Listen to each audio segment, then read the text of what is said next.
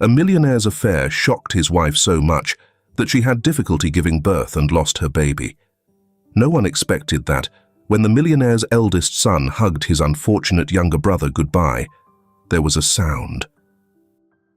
The scent of roasted rosemary chicken filled the vast expanse of the Spencer estate, curling through the grand hallways like an invisible thread connecting each room. The golden hour bathed the floor-to-ceiling windows in warm amber, reflecting off the polished oak floors. Outside, the garden stretched in perfect symmetry. Trimmed hedges, a fountain bubbling softly, and the faint rustling of leaves as dusk settled.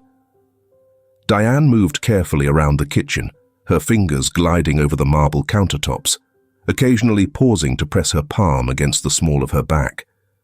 The weight of 7 months of pregnancy made her slower, but she refused to relinquish control. The house, though grand and spacious, was theirs, and only theirs. She had insisted on handling things herself, not wanting a permanent staff bustling through their space, but Charlie, forever the practical one, had hired weekend help, knowing she would never ask for assistance herself. The house was silent, except for the clinking of plates and the rhythmic chopping of vegetables, but the quiet was soon interrupted by the rapid, uneven footsteps of an 8-year-old boy. Kevin darted into the kitchen, his sneakers skidding against the tiles as he pressed both hands onto the counter to steady himself. "Mom, did you know baby pandas are born the size of a stick of butter?" His voice was all breathless excitement, his dark eyes wide with curiosity. Diane laughed, shaking her head as she reached for a serving dish. "That's very specific, sweetheart. Where did you learn that?" "The Discovery Channel," Kevin announced proudly, climbing onto one of the bar stools. "Dad says when my little brother comes, I can teach him cool facts about animals. Do you think he'll like pandas?" "I think he'll like anything his big brother teaches him." Diane smiled, placing a slice of bread on his plate. "But first, he has to get here." Kevin hummed in agreement, stuffing a piece of bread into his mouth. "How much longer?" 2 more months, she said, rubbing her belly absent-mindedly. His face scrunched up. "That's forever." "Not as long as you think," came a deep voice from the doorway. Both Diane and Kevin turned as Charlie walked in, effortlessly pulling off the look of a man who had spent the entire day in back-to-back meetings, yet still carried himself with ease. His suit jacket was draped over his arm, and his tie loosened just enough to suggest he had begun the process of unwinding. Kevin immediately launched off the stool and ran toward him. "Dad, did you know baby pandas are the size of a stick of butter?" Charlie finished, catching him mid-run and hoisting him into the air before setting him down with a chuckle. "Yeah, I heard. That's a pretty crazy fact." Kevin beamed, pleased with himself, before running to the dining table to set out the silverware. Charlie exhaled, rolling his shoulders as he stepped closer to Diane. His gaze softened as he looked at her. "You didn't have to cook tonight." "I wanted to," she said simply. "It's your last night home before Spain." Something flickered in Charlie's expression, guilt, maybe, or regret. But it was brief, gone before it could settle. He reached out, tugging a stray strand of her hair behind her ear. "I'll be back before you know it." Diane nodded, but the weight in her chest remained. The dinner table was filled with the kind of warmth that comes from habit. The clinking of forks against plates, the soft murmur of conversation, Kevin's animated gestures as he spoke about school, soccer, and how he was preparing to be the best big brother in history. "And when the baby is big enough, I'll teach him to ride a bike," Kevin declared confidently, stabbing his fork into a piece of chicken. Charlie chuckled. "You might want to start with something simpler. Maybe teach him how to say your name first." Kevin considered this, then nodded. "Okay, but after that we're going straight to dinosaurs." Diane smiled, watching the two of them interact. Charlie was an enigma to most people, calm, composed, sharp. But with Kevin, he was different. He softened, leaned in, listened, and made time. It was what made this whole departure feel heavier than it should. She didn't want to be the wife who clung, who asked too many questions, who feared the worst, but a whisper of unease clung to her ribs. Later that night, after Kevin had been tucked into bed and the last of the dinner dishes had been put away, Charlie stood by the doorway, suitcase packed, ready to go. Diane wrapped her arms around herself, leaning against the doorframe. "You'll call when you land?" "Of course." He adjusted the strap of his bag before glancing at her. "And I'll be back before the baby arrives. I promise." She nodded, forcing a smile. Safe flight. Charlie leaned in, pressing a lingering kiss to her forehead. "Get some rest." She watched as he stepped into the night. The headlights of his waiting car illuminated the driveway. Kevin's small figure appeared beside her, rubbing sleep from his eyes. "Dad's coming back, right?" Diane placed a hand on his shoulder. "Of course, sweetheart." But as the car pulled away, disappearing down the long road leading from their estate, she couldn't shake the feeling that something was about to change. Something irreversible. The late afternoon sunlight stretched long shadows across the nursery floor, warm and dappled through the pale blue curtains.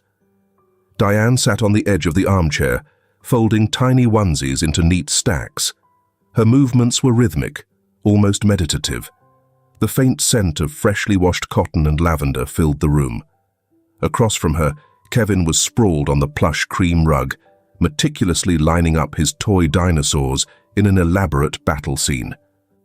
"Mum, do you think the baby will like dinosaurs?" he asked, positioning a T-Rex on a makeshift hill of pillows. Diane smiled, smoothing out a onesie with tiny sailboats printed on it. "I think he'll love whatever his big brother teaches him." Kevin beamed, shifting onto his elbows. "I'm going to teach him all their names, even the hard ones." Diane watched him for a moment, warmth settling in her chest. It had been 3 weeks since Charlie left for Spain, and despite the physical exhaustion of the 3rd trimester, she felt a sense of calm. Charlie called every evening, sometimes late, sometimes hurried, but he always called. His voice, though distant, was steady, carrying reassurance across the miles. She reached for another onesie, just as the sound of the doorbell echoed through the house. It was unexpected. Delivery usually came in the morning, and the weekend housekeeper had left hours ago. Diane hesitated before pushing herself up, exhaling as the weight of her belly shifted. "I'll get it," she murmured, ruffling Kevin's hair as she walked past. At the front door, a small, unmarked brown envelope rested neatly on the welcome mat. There was no return address, no indication of where it had come from. Diane frowned, picking it up, her fingers tracing the rough edges of the paper. A strange unease settled in her stomach. She stepped back inside, closing the door behind her, and slowly peeled open the envelope. Inside was a thick stack of glossy photographs. Her fingers faltered as she pulled them out, the first image catching the light in an almost cruel clarity. Charlie. Charlie is standing in the dim glow of a hotel entrance, his hand hovering over the small of a woman's back. She was young and stunning, her blonde hair falling in soft waves over her shoulder. In the next photo, they were inside. Charlie leaning close, his hand now firmly at her waist, as they walked deeper into the hotel lobby. Diane's breath caught. She flipped to the next one. The woman's heels clicked against marble flooring. The concierge stood behind the desk. Charlie's posture was easy, familiar. Another photo. The woman's door. Charlie is standing in front of it, his head tilted toward her, their faces close. The last image was the worst. The door opened. Charlie is stepping inside. Diane's stomach lurched. Her vision blurred at the edges as she lowered herself onto the bench by the foyer, the photos clutched in her trembling hands. The air felt too thin, pressing against her ribs, suffocating. Number. This wasn't real. This wasn't happening. She forced herself to look again, to search for something, anything, that would explain this away. Maybe it was an old photo. Maybe it was staged. Maybe... But Charlie had been in Spain for weeks, and these photos were dated. Her fingers clenched around the edges, bending the glossy paper. He had called her just last night. He told her he missed her, told Kevin he'd bring back souvenirs. His voice had been warm, steady. A sob built in her throat, sharp and painful. From the nursery, Kevin's voice called out, light and innocent. "Mom?" Diane tried to swallow down the hysteria rising inside her, but the walls felt like they were closing in. Her chest constricted, and her vision swayed. The photographs slipped from her grip, fluttering onto the polished floor like dead leaves. The world tilted. Somewhere far away, Kevin's footsteps padded closer. "Mum?" She couldn't answer. The last thing she felt was the sharp, consuming pain in her abdomen before the room spun into darkness. The sound of rushing footsteps shattered the stillness of the house. Kevin stood frozen in the doorway, his wide eyes darting from his mother's crumpled form to the red pooling beneath her. The pale silk of her maternity dress darkened rapidly, the liquid seeping outward like an unfurling bloom. His chest heaved, his breath coming in short, sharp gasps as he lurched forward. "Mom! Mom!" His voice cracked as he dropped to his knees beside her. Diane's face was unnaturally pale, her eyes fluttering, unfocused. Her breath hitched, shallow and weak. Kevin's small hands shook violently as he reached for her. He didn't know what to do. I didn't know how to make it stop. The blood, so much blood, was everywhere, sticky and warm against his fingertips. His throat tightened, and suddenly he couldn't breathe either. His mind screamed at him to move, to do something. The phone. With fumbling fingers, he scrambled across the floor, nearly slipping on the glossy photographs scattered around them. He didn't see them anymore, didn't care. 911. The ringing on the other end felt endless. Then, "This is emergency services. What is your emergency?" Kevin's breath came in frantic, uneven sobs. "My mum, she's bleeding. She fell, and she's not waking up. My mum is pregnant. More than 7 months. Please hurry." "Stay on the line, sweetheart." The operator's voice softened, but Kevin barely heard it over the roaring in his ears. "Is she breathing?" Kevin's gaze flickered back to Diane. Her chest rose and fell, but barely. "Yeah, but it's slow. She's not talking." "Help is on the way. I need you to stay with her. Keep talking to her." Kevin dropped the phone onto the speaker and crawled back to Diane, gripping her hand tightly. It was cold, fingers limp in his grasp. His heart hammered against his ribs. "Mum, wake up. Please wake up." Her eyes fluttered slightly, but she didn't respond. A siren wailed in the distance, growing louder and closer. The flashing red and blue lights washed over the walls as the front door burst open. Then everything blurred. Kevin sat in the back of the ambulance, his feet swinging just above the floor. His fingers were still stained red. A paramedic crouched in front of him, speaking in a calm voice, but Kevin barely registered the words. All he could focus on was Diane, lying motionless on the stretcher, an oxygen mask covering her face. The beeping of the machines felt too loud, too fast, like a countdown ticking away. Kevin had never seen his mother look this way before. She was always moving, always busy, folding laundry, cooking, smoothing his hair with soft hands. Now she was still, too still. The paramedic placed a gentle hand on Kevin's shoulder. "She's fighting, buddy. We're going to take good care of her." Kevin nodded, but his throat felt tight, like he was swallowing glass. He wanted to believe them, needed to. But all he could hear was the sound of his own voice, breaking as he called her name over and over again. And she didn't answer. The hospital was colder than he expected. Kevin sat in the waiting area, small and alone in a chair too big for him. His hands were balled into fists in his lap, his legs swinging restlessly. He kept staring at the double doors, waiting for someone to come out and tell him it was all a mistake. That his mom would be fine, that everything would go back to normal. He wanted his dad, He wanted to hear Charlie's voice, to have him walk through the doors and fix everything the way he always did. But he wasn't here. Kevin clenched his jaw, pressing his lips together. A doctor finally emerged, kneeling in front of him. His face was kind, but his expression was serious. "Kevin, your mum is very sick," he said gently. "She lost a lot of blood. The baby is also in danger." Kevin's stomach twisted. "But she's going to be okay, right?" The doctor hesitated. And that was when Kevin's heart truly dropped.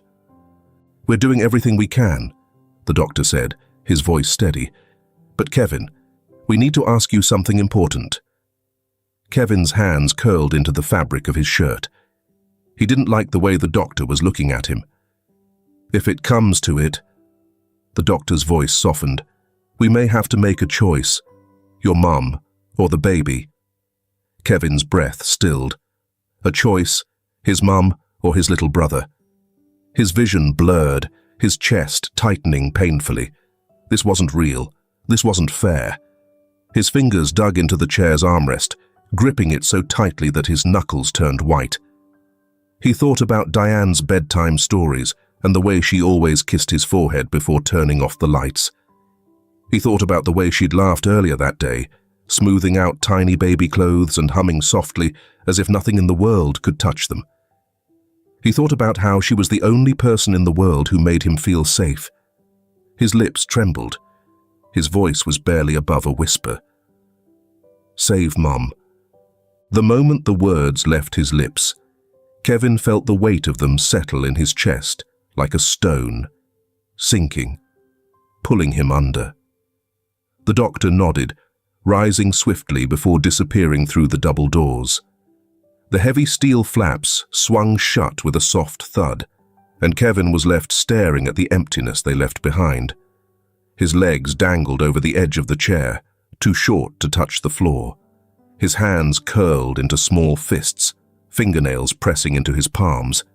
He wanted to cry, to scream, to run, but he stayed still, frozen in the cold, sterile air of the hospital waiting room. Outside, a storm had begun to brew. Rain lashed against the windows, streaking the glass in frantic patterns. Kevin barely noticed. Time stretched and bent in unnatural ways.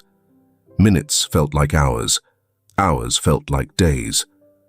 Somewhere down the hall, he could hear the hurried footsteps of nurses, the distant beeping of machines, and the muffled voices of doctors speaking in terms he didn't understand. But none of it mattered. All that mattered was what lay beyond those doors. Kevin didn't know how long he had been sitting there when the doctor finally returned. The man's face was unreadable, but Kevin saw it in his eyes, the hesitation, the way his lips pressed into a thin line before he spoke. "Your mum is stable." The breath Kevin hadn't realized he was holding escaped his lips in a choked sob. Relief, overwhelming and crushing, flooded his small body. His mother was alive. But then the doctor's face shifted, and suddenly the air felt thick again. "We did everything we could," the doctor continued, his voice quieter now, measured. "But the baby, he didn't make it." Kevin's heart lurched. The baby, his little brother, the one he had spent months talking to, whispering secrets against his mother's belly, promising to teach him all about dinosaurs and spaceships and the best hiding spots in the house. Gone. Kevin barely registered the doctor's words after that. Something about complications, about timing, about how sometimes, no matter how hard they tried, some things just couldn't be saved. He nodded numbly, his throat too tight to speak. The doctor placed a gentle hand on his shoulder. "You can see your mum now." Kevin slid off the chair, his legs shaky, and followed him down the hall. The room smelled of antiseptic and something faintly floral, but underneath it lingered the metallic scent of blood. The soft glow of the overhead light cast long shadows across the sterile white walls. Diane lay motionless in the hospital bed, her skin pale against the sheets. An IV line trailed from her arm, machines humming softly beside her. Her chest rose and fell in slow, even breaths, but she didn't turn to look at him. Kevin hesitated in the doorway. He had imagined this moment differently. He thought she would smile at him, tell him she was okay, and squeeze his hand the way she always did. But she didn't move. Carefully, he stepped closer, pulling the chair beside the bed. He sat down, his hands folding in his lap. The room was quiet, save for the rhythmic beeping of the monitor. He didn't know what to say. His eyes trailed to the far side of the room, where a small bassinet stood empty. The sight of it made his stomach twist. It had been prepared, ready. But now, it was just an absence, a hollow space where his little brother should have been. Kevin swallowed hard. "Mom?" Diane woke to the soft hum of machines and the distant murmur of voices in the hallway. Her body felt heavy, her throat dry, but before she could make sense of the discomfort, she remembered the pain, the blood, the fear in Kevin's voice. And then nothing. She turned her head slowly, wincing at the ache in her limbs, and saw him, Kevin, sitting by her bed, small and silent. His eyes were rimmed red, his face pale. Diane swallowed, her voice barely a whisper. "Kevin." His head snapped up, his lips parting in a silent breath of relief. He reached forward hesitantly, as if afraid she would disappear. Diane's chest tightened. "The baby?" She saw the flicker in his eyes before he looked away. Kevin didn't answer.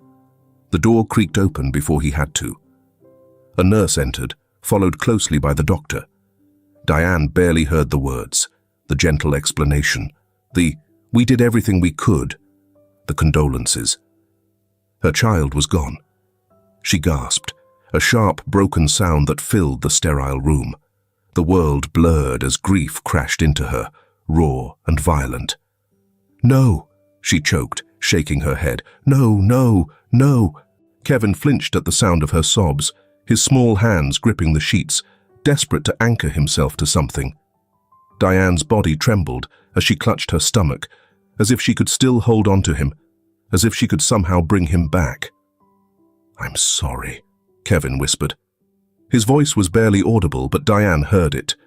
She looked at him then, really looked at him, and realization struck her like a blow. He had chosen. Her breath hitched, her chest tightening unbearably. She couldn't get air, couldn't think, and couldn't breathe. For a woman, there is no greater pain than being betrayed by her husband and losing her baby. Yet Diane was suffering both. It was too cruel for her.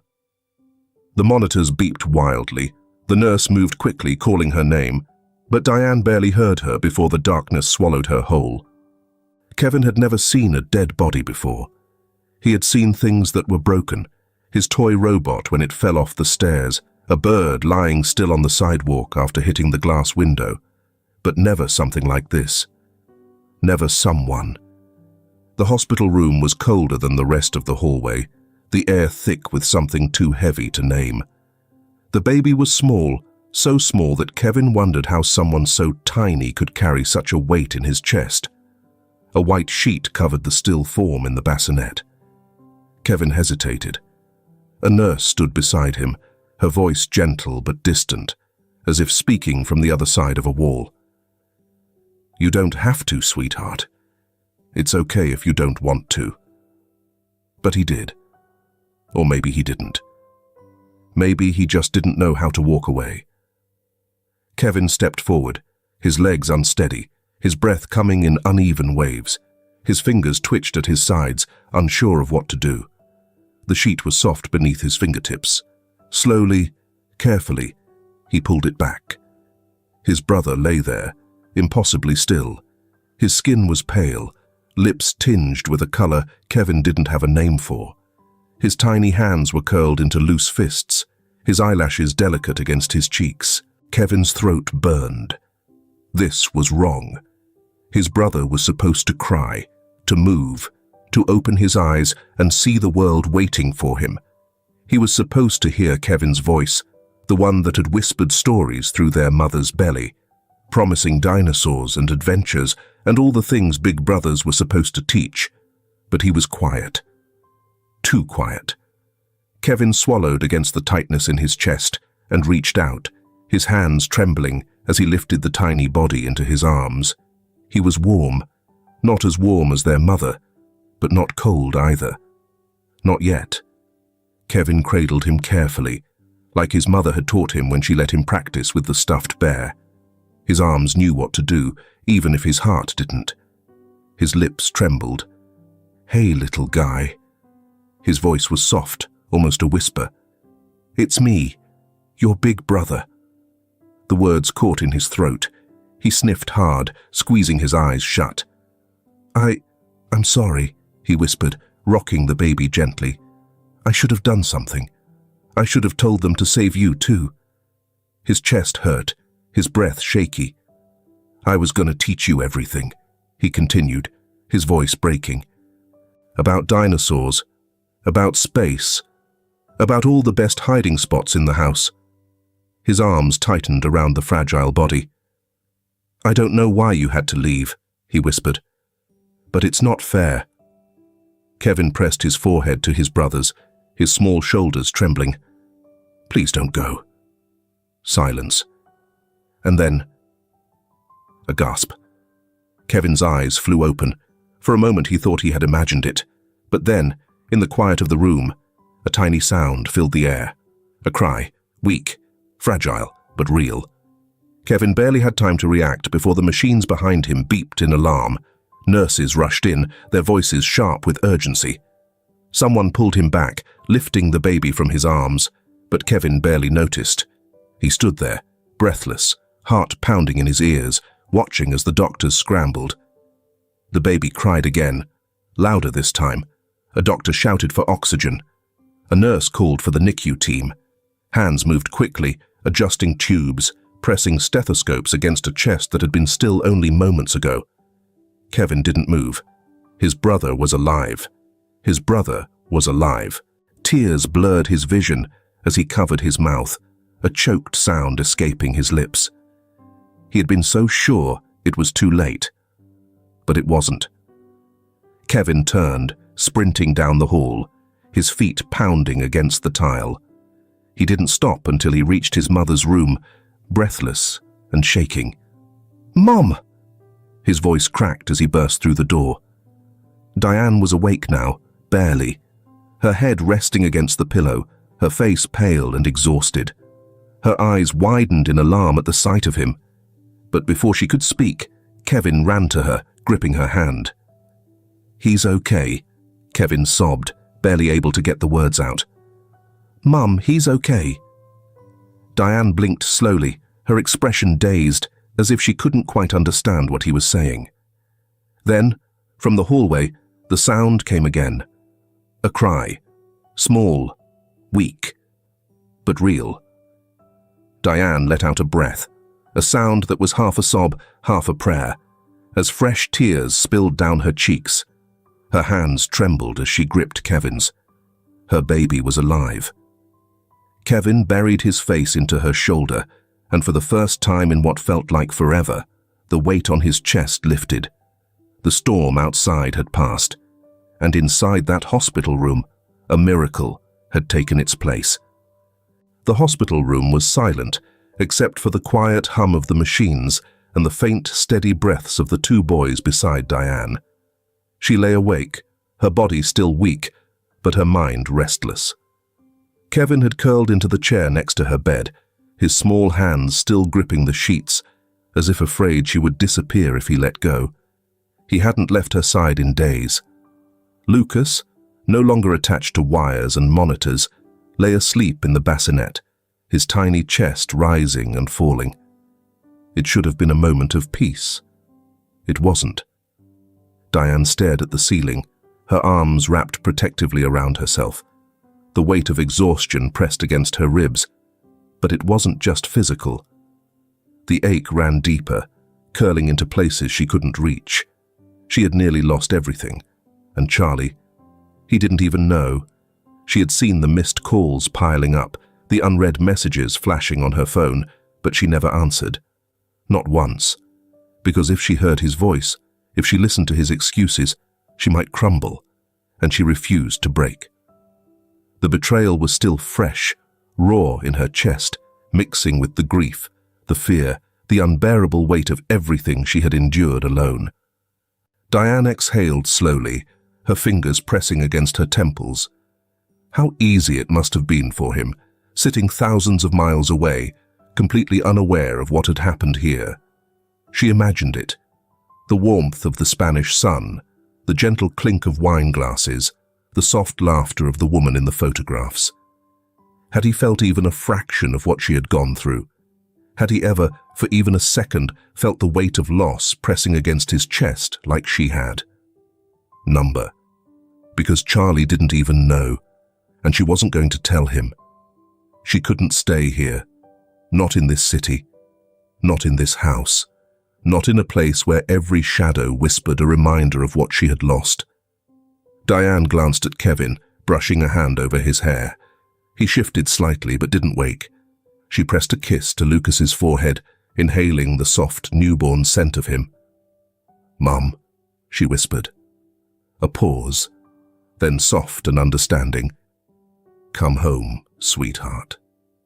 Diane let out a breath she hadn't realized she was holding. It was past midnight when she stepped through the front door of their house. The air felt different, not lived in, not like home. The nursery door was still ajar, just as she had left it. The soft glow of the nightlight cast long shadows over the tiny crib, the folded blankets, the rows of baby clothes she had once picked with such care. Everything was waiting. Everything had been prepared for a life that had almost never been. Her fingers trailed over the crib rail, the tiny mattress still untouched, still perfect. A choked breath slipped past her lips. She had stood here so many nights before, rubbing her belly, whispering about all the things she would teach him, and then, in the span of hours, she had almost buried him. Diane squeezed her eyes shut, willing the memories away. Not here. Not now. She turned and moved quickly, pulling an old suitcase from the closet. The sound of zippers breaking the silence felt too loud, but she didn't stop. She moved through the bedroom, pulling out only what they needed. Clothes for her, for Kevin, for Lucas. Nothing more. She didn't let herself think about what she was leaving behind. A framed photo on the nightstand caught her eye. It was taken years ago, when life had still been simple. Charlie had his arms around her, laughing, the sunlight catching the gold in his hair. Kevin sat on his shoulders, grinning, his tiny hands in the air like he could touch the sky. Diane picked up the frame, running her fingers over the glass. That woman, that family, they didn't exist anymore. Her grip tightened for a moment before she set the frame face down on the table. She took one last look around the room. The closet still held Charlie's suits. His cologne still lingered in the air. The bed still had the imprint of the last night they had spent together, before he left, before the world she knew collapsed. A deep ache spread through her chest. Then she turned and walked away. Kevin woke to the sound of soft footsteps. He blinked, groggy, his head still fuzzy from sleep. The hospital room was darker now, quieter. The nurses weren't coming in and out anymore. And then he saw her. His mother was dressed, her hospital gown replaced with real clothes. A bag sat by her feet, half-zipped. Kevin's stomach twisted. "Mom?" His voice came out small. Diane turned, startled, but when she saw him awake, her expression softened. She sat beside him, running a hand through his messy hair. "Hey, sweetheart," she murmured. Kevin's eyes darted to the bag, then to Lucas, bundled in his bassinet. "We're leaving, aren't we?" His voice was barely above a whisper. Diane hesitated. She cupped his face, brushing a thumb over his cheek. "Yes." Kevin swallowed hard. "Dad doesn't know." "No," Diane admitted. A long silence stretched between them. Kevin looked down, his fingers twisting into the blanket. But he didn't argue. He didn't ask where they were going, because maybe, deep down, he already knew. Diane kissed his forehead. Go back to sleep, sweetheart. We'll be home soon.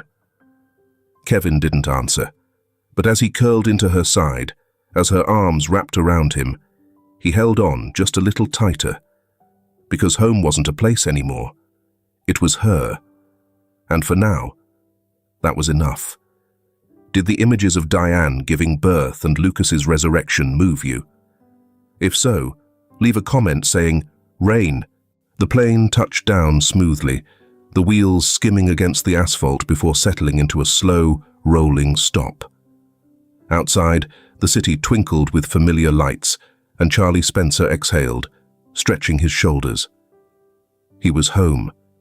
He glanced at his phone, expecting another missed call, another unread text from Diane, but there was nothing.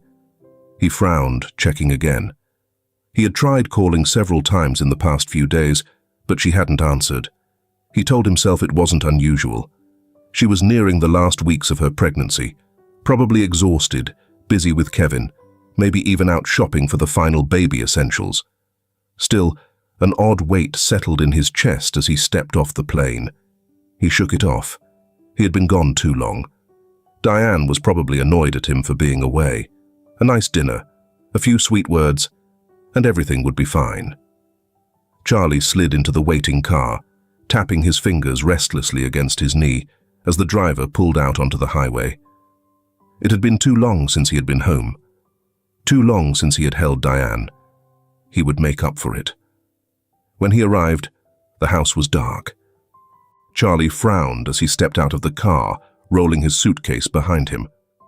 The porch light wasn't on, and the curtains were drawn tightly shut. Strange. Diane always left the lights on when she knew he was coming home late. Maybe she had fallen asleep early. Still, a quiet unease settled in his stomach. He pushed open the front door, the familiar scent of home greeting him. He expected warmth, laughter, Kevin running toward him, Diane's tired but happy smile as she rubbed her belly. Instead, the house was eerily silent. Charlie set his suitcase down carefully. "Diane?" No answer. His pulse quickened. He stepped further inside, glancing toward the living room. Everything looked the same, untouched. "Kevin?" His voice wavered slightly. Silence. His eyes flickered to the kitchen counter. Diane's car keys weren't there. Neither was her phone charger. Something was wrong. Charlie moved quickly now, climbing the stairs two at a time. He pushed open the bedroom door, half expecting to find her curled up in bed. But the bed was empty. His eyes darted around the room. The closet door was slightly ajar. Charlie stepped forward and pulled it open, his stomach twisting violently at the sight inside. Half of her clothes were gone. His breath caught, his heartbeat slamming against his ribs. Number. He turned sharply and crossed the hall to Kevin's room. The closet there was half empty too. Panic clawed its way up his throat. Charlie stumbled toward the nursery. The door was open, and inside, the crib was untouched. No bottles, no blankets, nothing. Cold dread settled in his bones. His phone was already in his hands before he realized he was dialing, straight to voicemail. He tried again. Nothing. His hand shook as he pulled up the security app, his fingers tapping urgently. The camera feed loaded, and he scrolled back through the footage. And then he saw it. Diane, carrying a newborn in her arms. Kevin, clutching her hand, his small frame pressed close to her side. They were leaving. The suitcase, the way Diane hesitated on the front porch before disappearing into the night, Charlie felt like he had been punched in the gut. She had left. She had taken their children and left, and he had no idea why. The hospital smelled of antiseptic and exhaustion. Charlie strode through the entrance, his heart pounding. He had spent the last 20 minutes calling every number he could think of. Diane's phone was disconnected. Kevin's tablet was off. The security company couldn't track her car. He had one place left to look. He stormed toward the reception desk, his voice tight. "I need to know if my wife, Diane Spencer, was admitted here in the last few days." The receptionist blinked at him. "I'm sorry, sir, we can't." Charlie slammed his hands down. "She was pregnant," he said sharply. "More than 7 months. If she gave birth, it would have been here."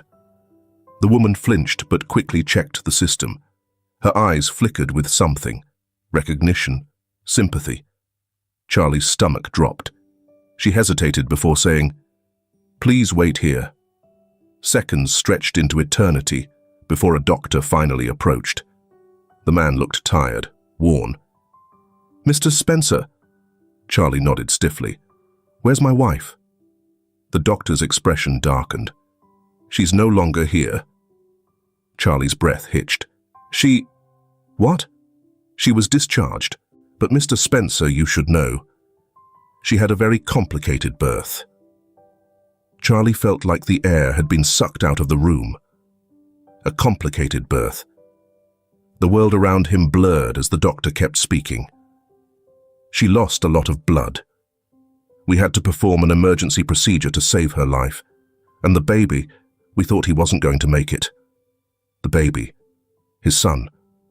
Charlie's knees nearly buckled. "My son?" The doctor exhaled. "He survived. But it was a miracle." Charlie swayed on his feet. His son had almost died. His wife had almost died, and he hadn't known. His hands clenched into fists. "Why didn't anyone call me?" The doctor hesitated. "Sir?" "We did." Charlie stilled. "She listed you as the emergency contact. We tried multiple times, but no one answered." His blood ran cold. That wasn't possible. Unless she had called while he was in Spain. Unless she had called while he had been too busy, too distracted, too blind to see that his world was falling apart. He felt sick. "Where is she?" His voice was barely above a whisper. The doctor's face softened. "We don't know." Charlie's head snapped up. "She left the hospital 2 nights ago," the doctor continued. "She didn't tell anyone where she was going." Charlie turned away, his heart hammering in his chest. She had left. She had almost died. Their baby had almost died. And she hadn't told him. Because she hadn't wanted to. Charlie clenched his jaw, his hands shaking as he pulled out his phone. She had cut him out completely. But he wasn't going to let her go. Not without a fight. The town was nothing like the city they had left behind. It was small, tucked between rolling hills and endless stretches of quiet roads. No towering buildings, no car horns blaring at all hours. Just the sound of birds in the morning, the occasional chatter of neighbors, and the rustling of leaves in the wind. Diane liked it that way. She had chosen this place because it was quiet, because no one asked too many questions, because she could disappear here. The house was small but comfortable. A simple 2-bedroom rental with a worn wooden porch and a garden in desperate need of care. Kevin had taken to it immediately, running through the backyard as if the open space made up for all the things they had left behind. Lucas, still fragile, spent most of his time in Diane's arms. She held him close every chance she got, terrified that if she let go, he might slip away again. She kept her head down, avoided unnecessary conversation. When the neighbors greeted her, she smiled politely but never lingered. Diane had no room for attachments. Her only focus was her children. Kevin didn't complain. He never asked why they left or when they were going back. But Diane saw the way he watched the phone on the kitchen counter, the way his shoulders tensed every time she ignored an unknown number. She knew he missed his father, and she hated that she couldn't take that away from him. Charlie had never been good at waiting. He had spent weeks chasing ghosts, following leads that led nowhere. Diane had covered her tracks well. Her phone was disconnected. The credit cards linked to their shared accounts had stopped being used the night she left. The security company had no record of her entering any hotel or rental property. But Charlie was relentless. He hired the best private investigator he could find, someone who had no patience for failure. And after weeks of silence, his persistence paid off. A town, a quiet, tucked-away town where no one would think to look. His heart pounded as he drove through the unfamiliar streets. This wasn't just about finding her. It was about answers. Why had she left? Why hadn't she called him? Why hadn't she told him about their son? His knuckles tightened around the steering wheel. He needed to see them, and this time, he wouldn't let them go. The afternoon sun was high when Charlie pulled onto the street, his pulse hammering.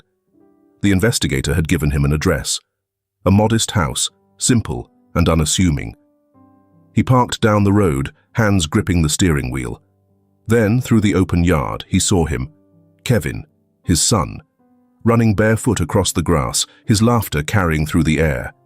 He looked taller, older somehow, but still the same boy Charlie had left behind. Charlie's breath caught in his throat, and then Kevin turned. His eyes landed on the car. For a moment, they both froze. Then, recognition dawned on Kevin's face. His entire body lit up. "Dad!" The sound of it was like a punch to Diane's chest. She was inside, rocking Lucas in her arms when she heard it. Her heart stopped. Charlie. Number. Not now. Not here. She rushed to the window, just in time to see Kevin sprinting across the yard, his arms wide, his face full of pure, unfiltered joy. Charlie barely had time to step out of the car before Kevin crashed into him, gripping him in a fierce hug. Charlie's arms wrapped around his son instinctively, his breath shuddering. Kevin buried his face in his father's chest. "You found us." Charlie swallowed hard, his hands tightening on Kevin's back. "I told you I would." The moment should have been whole, should have been perfect. But then he looked up and saw Diane standing on the porch, holding their baby. Charlie's chest tightened. Their baby. His son. And in that moment, he realized how much he had lost. Diane's eyes burned into him, her expression unreadable. Then, before he could speak, before he could even process what was happening, her hand struck his face. The slap echoed in the quiet street. Kevin gasped. Charlie didn't move. Diane's voice shook with rage. "You almost killed us." Charlie's head snapped back, his eyes widening. "What?" Tears welled in her eyes, but her voice didn't waver. "You left me. You left us. And when I needed you the most, you weren't there." His throat felt tight. You didn't know," she spat, her grip on Lucas tightening, "because you weren't paying attention." Charlie's entire body tensed. She wasn't just angry. She was broken. And for the first time since this nightmare began, he realized this wasn't just about betrayal. This was about survival. She had almost died, and she had done it alone. His jaw clenched. "Diane, please." But she shook her head, stepping back. "I don't know why you're here," she whispered, "but you don't belong in our lives anymore." Charlie's heart shattered, but he wasn't giving up. Not now, not ever. Charlie's cheek still burned from the slap, but the pain was nothing compared to the devastation in Diane's eyes. He had prepared himself for anger, for resentment, but this was something deeper. This was grief. He took a slow breath, forcing himself to stay calm. "Diane," he said quietly, "I don't know what you think happened, but I swear to you, I never betrayed you." Her laughter was sharp and bitter. "You expect me to believe that?" "Yes," he said, his voice unwavering. "Because it's the truth." Diane's grip on Lucas tightened, as if shielding him from a danger she couldn't name. "I saw the pictures, Charlie. I saw you with her." Her voice cracked, and for the first time, doubt flickered in her expression. "You walked into that hotel with her. You were holding her." Charlie exhaled sharply, running a hand through his hair. "What? Pictures in Spain? What are you talking about? Could it be... Diane? Listen to me. Her name is Michelle. She's a business partner. That night she collapsed. I caught her. That's it." Diane's lips parted, but she said nothing. "I took her to her room because she needed help," he continued, desperate for her to see the truth. "I left as soon as I made sure she was okay." Silence stretched between them. Diane's breathing was uneven, her jaw tight. "Then why were there pictures?" she demanded. "Who sent them?" Charlie's muscles tensed. "I don't know, but I'm going to find out." Diane's fingers trembled as she clutched the baby closer to her chest. She wanted to believe him. Charlie could see it in her face, but the wound was still fresh, the betrayal still real in her mind. "You should leave," she whispered, her voice barely above a breath. "Kevin is happy here. I don't want to go back." Charlie's jaw clenched. He wanted to fight, to push, to demand that she listen, but she was fragile, and forcing her would only drive her further away. So he swallowed the protest rising in his throat and nodded. But this wasn't over. Charlie hadn't slept in days. Back at his hotel, he pored over every detail of the past month, retracing every step. Someone had sent those photos. Someone had orchestrated this, and that someone had wanted to destroy his family. He sat at his laptop, scrolling through security footage from the house.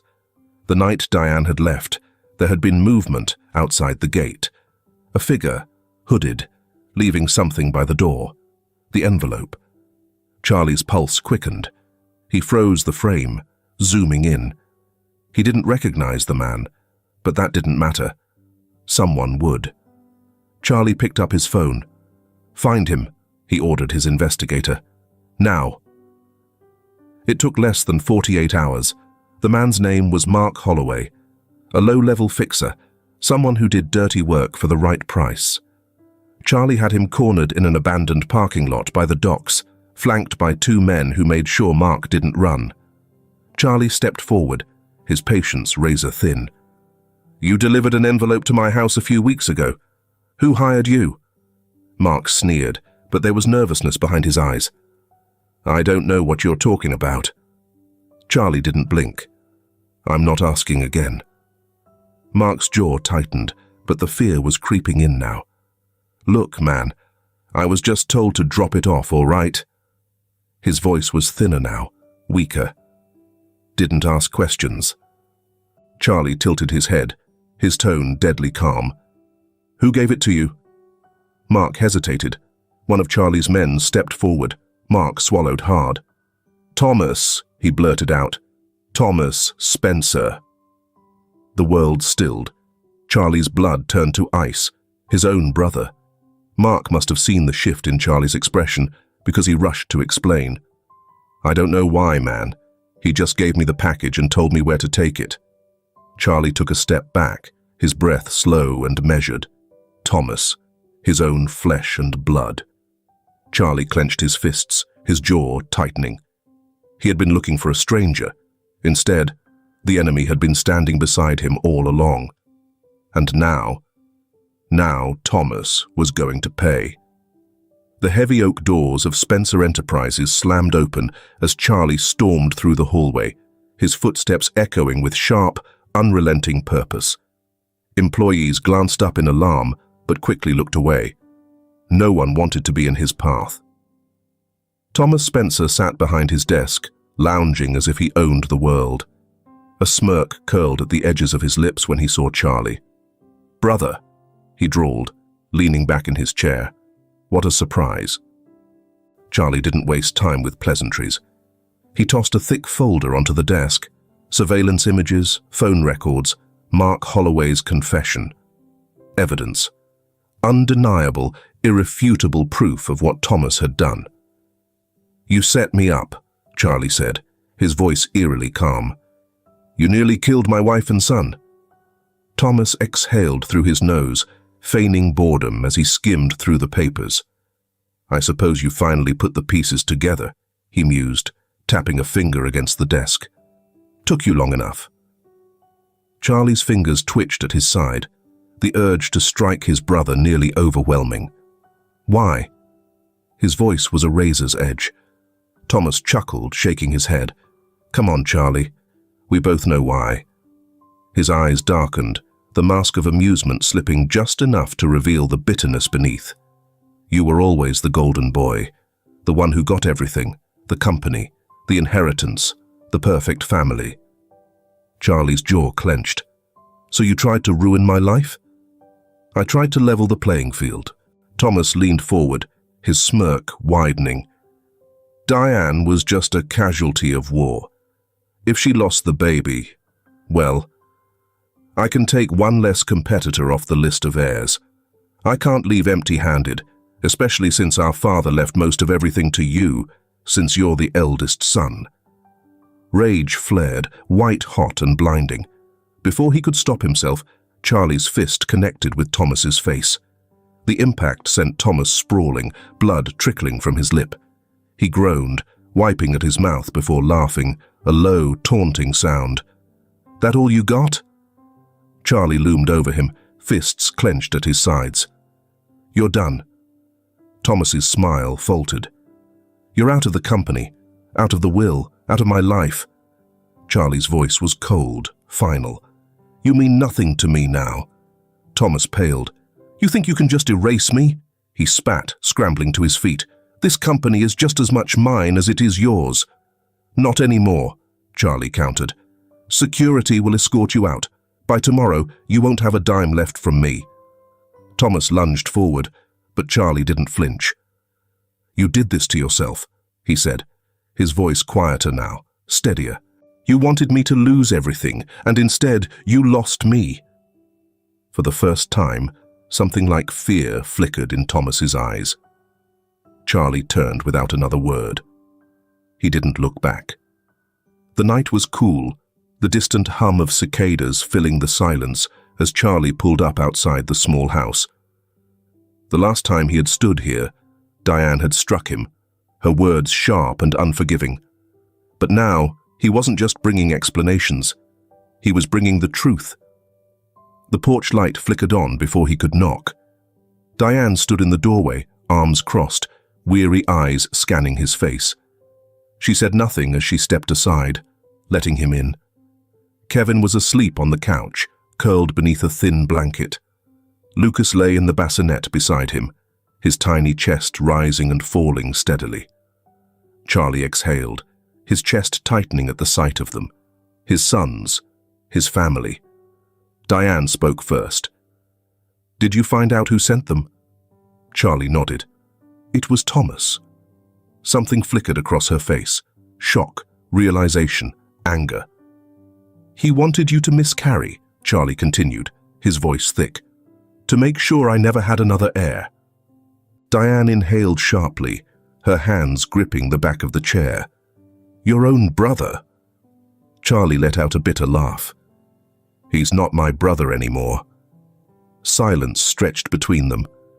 Diane lowered herself into the chair, rubbing her temple.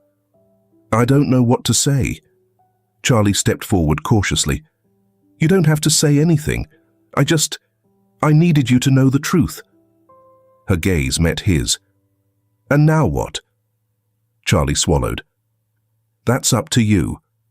Diane looked away, her fingers tracing the edge of the table. For the first time since this nightmare began, there was no anger in her face, no resentment, just exhaustion. Finally, she stood and walked to the bassinet. She lifted Lucas gently, cradling him in her arms before turning back to Charlie. Then, slowly, hesitantly, she stepped closer, and for the first time, she let him hold his son. Charlie's breath hitched as the small, warm weight settled against his chest. Lucas stirred slightly, his tiny fingers curling into the fabric of Charlie's shirt. Diane watched him carefully, studying every reaction. The air between them was still heavy, still full of words unsaid. But for the first time, it was no longer unbreakable. 11. The Spencer estate had never felt so foreign. Diane stood in the grand foyer, staring at the vast space that once felt like home, but now seemed too large, too empty despite its beauty. The elegant chandeliers still dripped with gold, the polished floors gleamed under the warm lights, but the house itself had changed. Or maybe she had. Kevin ran past her, his small footsteps echoing through the hallway as he darted toward his old room.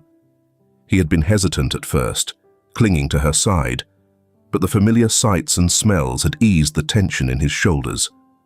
Charlie carried their luggage inside, his movements careful, as if afraid one wrong step would break the fragile peace they had just begun to rebuild. Diane exhaled. She had agreed to come back, not for the house, not for Charlie, for the boys, for Kevin, who missed his father, for Lucas, who deserved to know him. But as she stepped further inside, she wondered if she had also come back for herself. Kevin understood more than they thought. He wasn't a little kid anymore. He had seen the way his mum's hands trembled when she first stepped into the house. He had noticed the way his dad moved carefully around her, never getting too close, never speaking too loudly. They were different now. Kevin didn't understand all of it, but he knew this. Love wasn't just words. It wasn't just saying "I love you" before bed, or hugging someone when you missed them. Love was actions. Love was his dad showing up when they thought he wouldn't. Love was his mom giving him a soft smile, even when she was still hurting. Love was staying, even when leaving felt easier. Kevin didn't say any of this out loud. Instead, he watched. He watched the way his mom sat at the dinner table again, even if she barely spoke. He watched the way his dad checked on Lucas every night, sitting by the crib in silence. They weren't fixed, but maybe they were trying. And that was enough. It happened on an ordinary afternoon. Diane was in the nursery, folding baby clothes. Kevin sat cross-legged on the floor, lining up his dinosaurs while Charlie rocked Lucas in his arms. The tension between them had softened, but things were still fragile, still careful. Then, a sound. Software, unexpected, a laugh. Diane froze, her fingers still gripping a tiny onesie. Kevin's head snapped up, his eyes wide. Lucas had never laughed before, not once. Charlie stared down at his son, stunned. Lucas's tiny mouth curled into something unmistakable, pure, unfiltered joy. And then he did it again, a bright, gurgling giggle. Kevin broke first, scrambling to his feet. He laughed. Diane pressed a hand to her mouth, her eyes shining with something raw and unguarded. Charlie turned toward her, still holding Lucas, still caught in the weight of the moment. For the first time, Diane truly looked at him, not with anger, not with grief, just with something she hadn't let herself feel in a long time. Her fingers hesitated. Then, slowly, they brushed over his hand. It was the smallest touch, but it was everything. Charlie didn't speak. He just held onto it, held onto her. That night, as the house settled into quiet, Kevin curled up beside the crib. Lucas was asleep, his tiny chest rising and falling steadily. Kevin watched him for a moment, remembering the hospital, remembering the way he had begged, pleaded, whispered to him in the silence. But now, there was no fear, no desperation, just love. Kevin reached out, gently tracing a fingertip over Lucas's tiny hand. "I'm going to take care of you," he whispered. "No matter what." Lucas stirred slightly, his fingers curling around Kevin's. A vow, a promise, a family, beginning again. If this film touches your heart, leave your mark with a like, and don't forget to subscribe to our channel to explore more meaningful stories with us. And if you enjoyed this story, please share it with your friends on WhatsApp. And now, share your feelings with us and tell us your own stories. Every word you share is a building block that helps create our strong and enduring community. Together, we'll create a warm space where everyone can share and connect. Finally, don't miss the incredible stories coming your way soon. We're always here to bring you the best selections, full of deep values, yet entertaining. See you there.